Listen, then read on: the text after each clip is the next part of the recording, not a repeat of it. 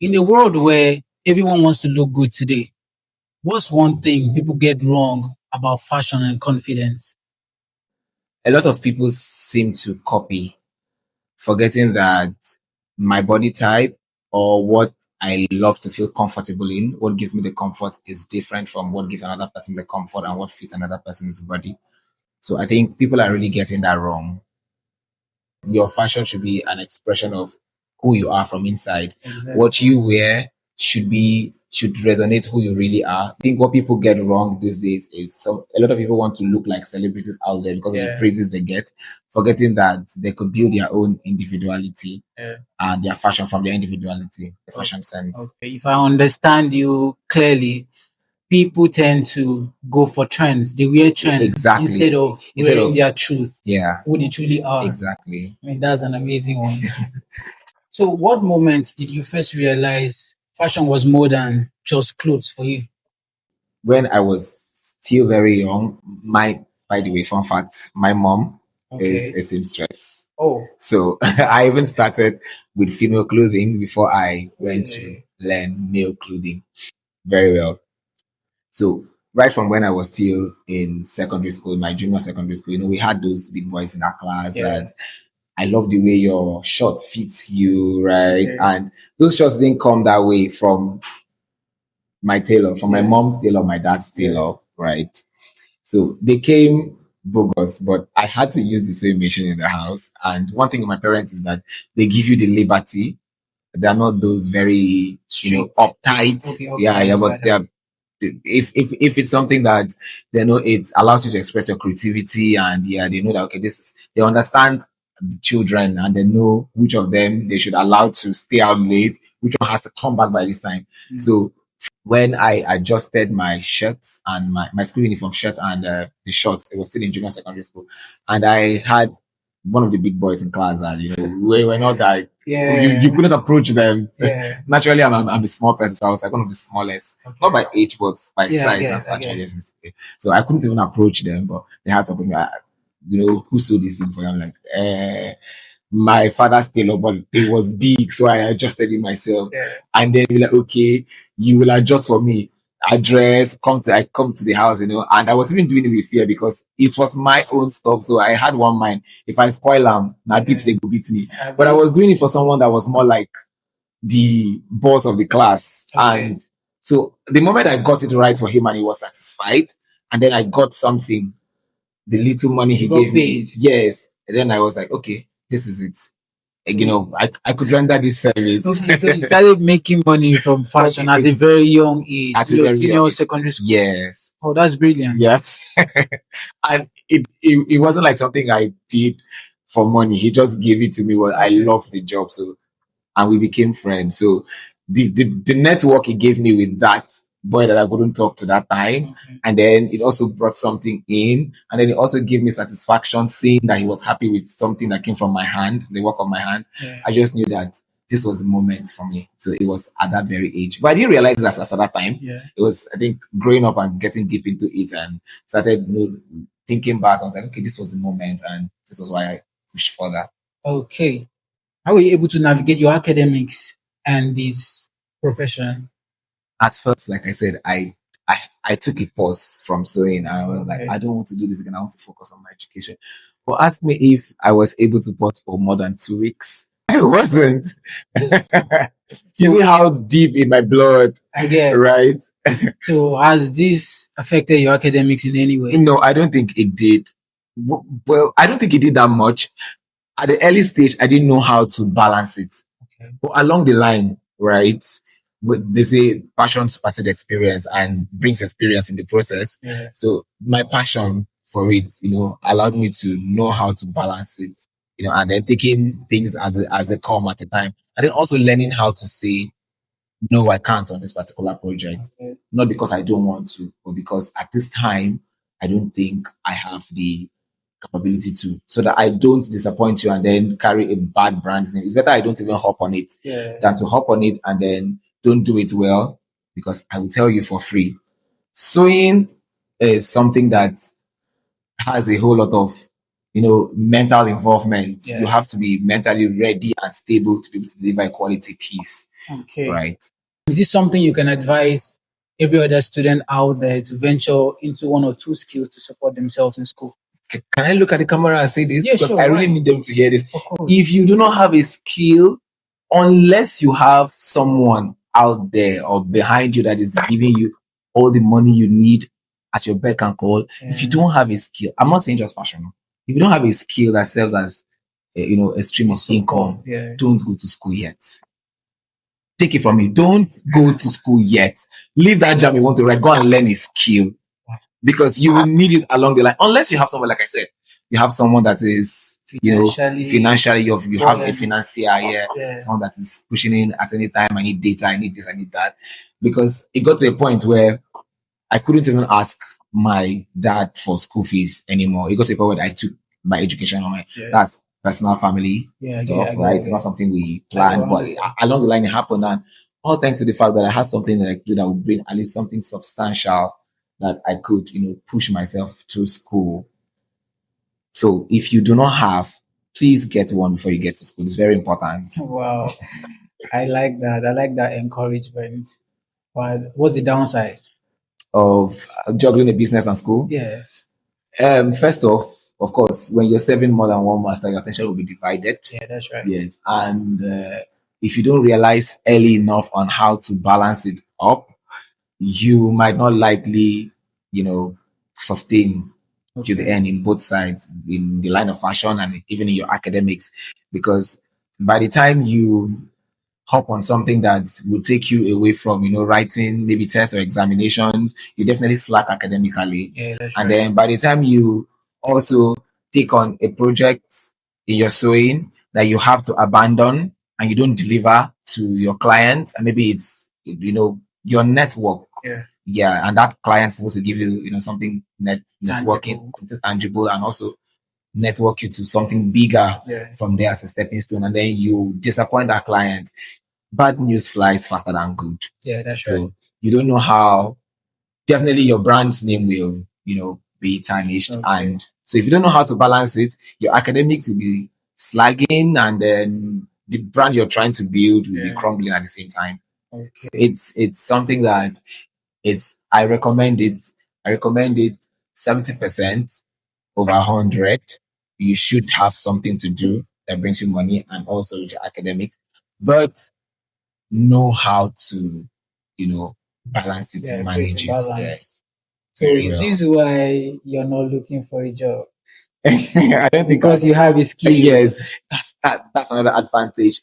I don't think I've thought of working for somebody. Okay. Yes, I don't think I've thought of working for somebody. I tried it and it felt really uncomfortable, because before I could even realize what self-employment meant, I was already self-employed. Yeah. From my junior secondary school, I was already doing this. So before I could grow up to realize, okay, this is what I was doing. And then when I tried, working under somebody, it wasn't just really feeding me. There was like a part of me was locked up somewhere, and someone is just trying to force me to. I was like enslaved to something I didn't want to do. So I don't think I want to work for somebody. Okay. Yeah. So I'm building mine. People will work for me. Wow. Yeah. This is amazing. I mean, in an economy like this, you have something going on for you. That's cool. So I know we all know the answer to this, but I want to hear from your point of view. Okay. If you were so confident and you already have a skill before entering into the university, why did you go to school? It's very important. School no be scam. Okay. It's very important. Forget school na scam. It's very important.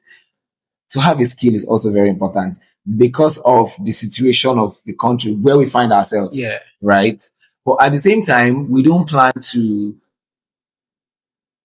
I don't want to encourage jackpine, because I believe in staying back to build. Exactly. You're conquering there's something about when you conquer your territory very well, and you can still go out and also search for greener pastures, but it doesn't mean that you don't conquer your territory. But the place we find ourselves, the country we find ourselves, is not a kind of setting where you depend on the certificates, right?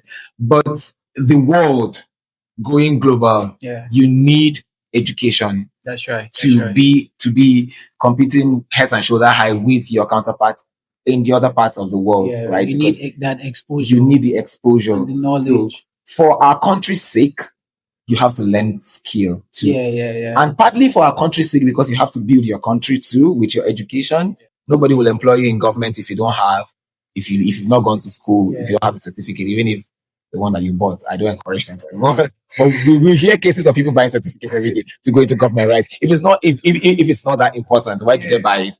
Right? So our country, you need to learn that skill so that you don't wait for government to do something for you. Do something for yourself and for your country in return. And then to also be abreast with, the things happening around the world and be digital, you need to go to school too, because it's a digital age right now. So both very important. Sometimes, even when we are doing something that we feel is our passion, we get through moments where we feel like giving up.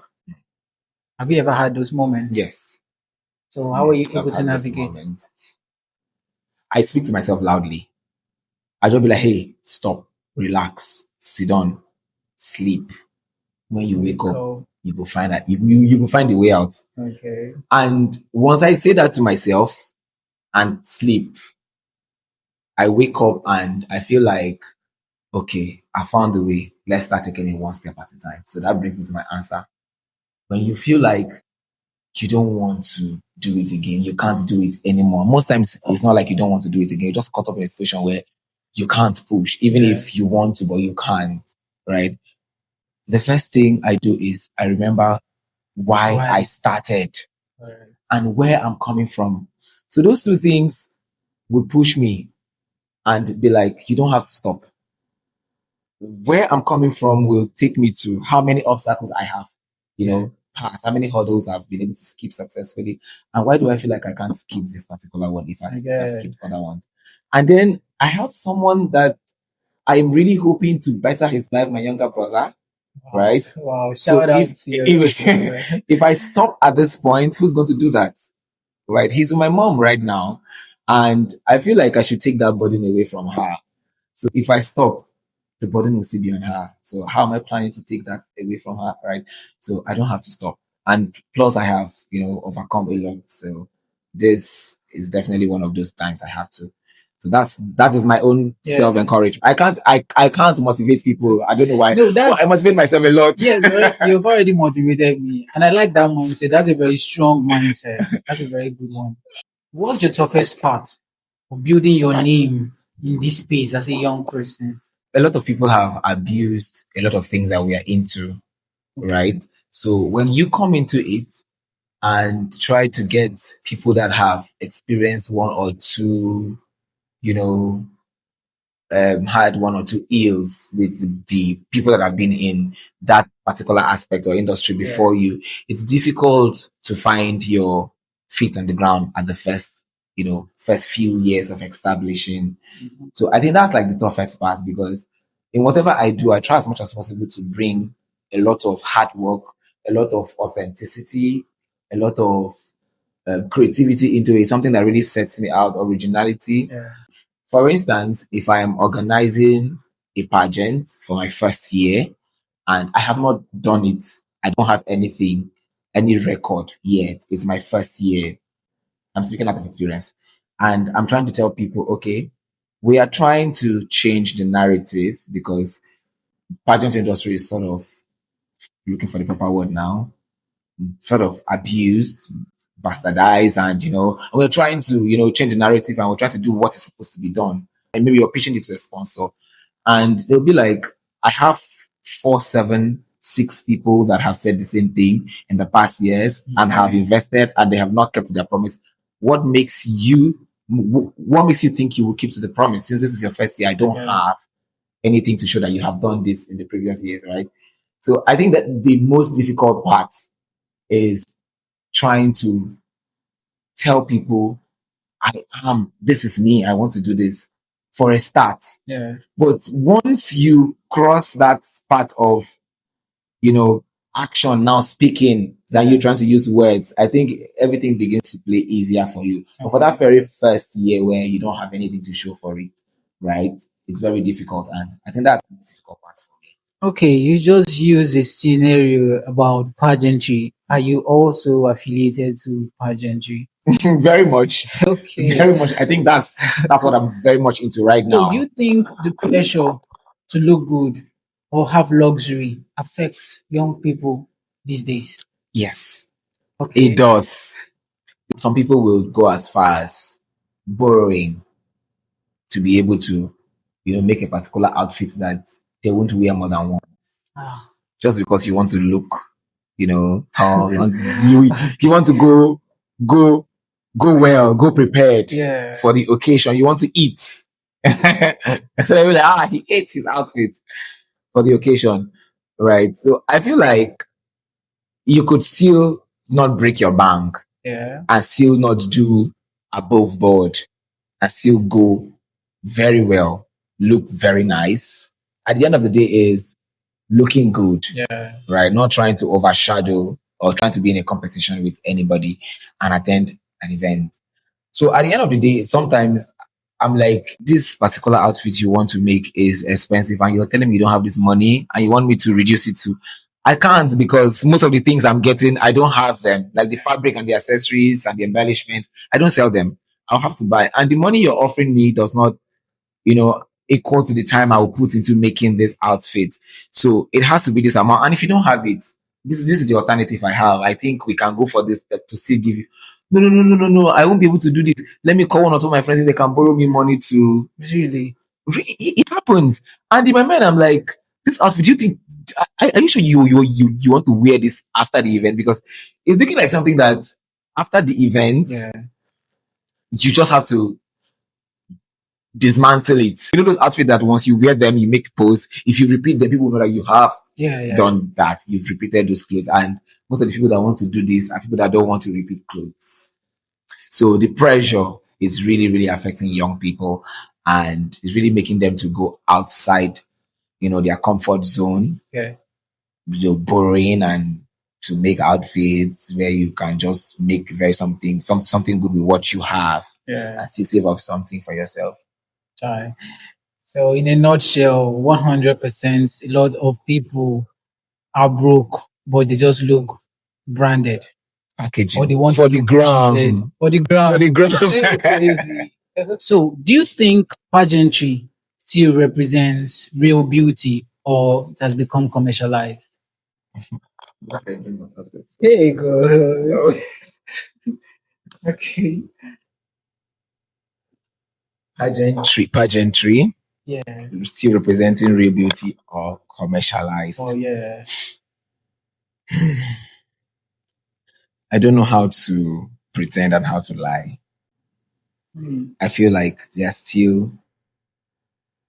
a whole lot of commercialized brands out there, but regardless, they're still, the one that still maintain the true essence of it. Okay. Yeah. So I would say that each brand, represents what the organizers of the brand stands for. So if you are that kind of person, right, as a brand owner, that it's all about the business, the commercial aspect for you, right, then that's what it will be. Yeah. But if you are purpose driven, that's what it will be. So I would say that this is my opinion, and to a very large extent, there are a whole lot of commercialized pageant brands out there. And so it seems like pageantry has been commercialized. In my 2 years of organizing pageant, the Carnival Queen, which is of course what I'm wearing, and also the outfit I'm wearing is branded TCQ, the Carnival Queen, right? I've come in contact with a lot and I've, delved deep into the industry, and I've found out that the purpose is hardly lived. The purpose is hardly lived. And this is evident in the fact that even the girls, the pageant girls themselves, now understand that they don't really have to work hard to win the crown. They just have to put in money. So that's the commercial aspect of it, right? That is why a brand like my own and few other brands out there are actually coming out to say pageantry can still contribute, a very essential quarter in the betterment of the society. And we can still do this. So we are starting this brand alongside more like a movement that changes the narrative and stuff like that. Yes. So I feel like, to answer the question, I don't think it has been, yes, it has been commercialized, but I don't think it has been totally commercialized because there are still brands like ours and a few others out there that are, combating the menace of commercializing pageantry instead of leaving out the purpose, which is supposed to be. What advice do you have for young people out there who are still struggling to find their feet? I mean, the state in which we all are right now. So what do you have to say to them? Still trying to find your feet. Start with what you have at that particular point in time. That's what I would say. And then if you're watching us right now from outside the shores of Nigeria and Africa, we're about to go pidgin. You need to look for someone to translate this part because we need your voice as well. So my guy, how far? I do. Yeah. I do. And how far actually means what's up. So you don't see how the state of the economy be now, how things they go for our country now. So I beg, I want me you be voice to the voiceless. If you get chance now to talk to our government, what you go tell them? Okay, if I get the chance now to talk to government, anybody, depending on the person, in fact, anybody where I meet for government, where I know say it is top, where I know say if it influence change positively, I go first tell the person, say, make they invest in the future of our youth. Okay. There's power a day for Nigerian youth. Okay. Nigeria, they where it is right now on the global map.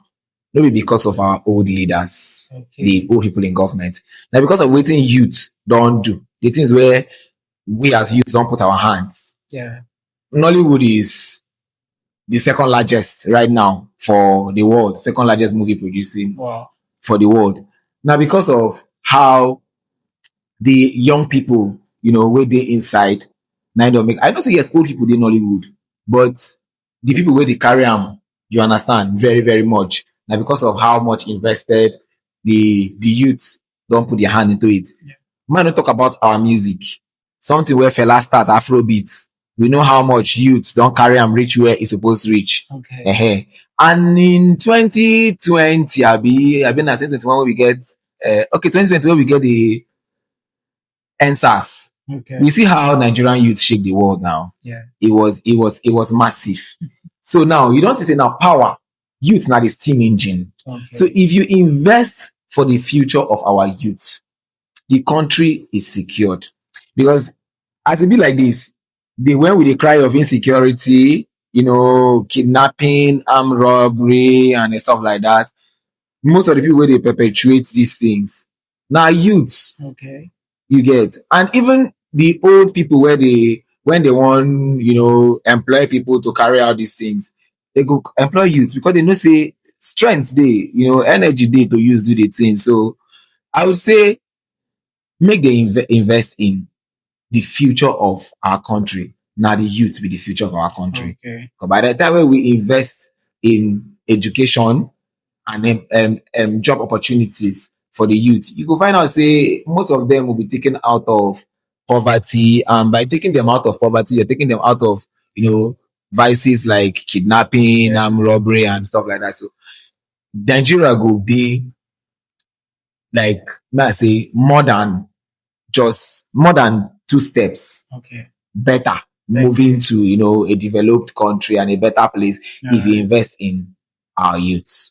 Thank you very much for that message. And I hope your message gets to the right authority. And I pray they put it into consideration. Thank you very much, Mr. Begu Unusual. Am I correct? Yeah. Begu Unusual. Oh, Begu. Oh, Begu Unusual. The O is very important. And it's the biggest letter in the name because I prefer to write the other one small letter. Okay, and then the O comes out very big. So you can't ignore that now. Okay. I'm sorry about that. Thank you very much. It was a pleasure talking to you. You too. I hope to do this next time again because there's a whole lot to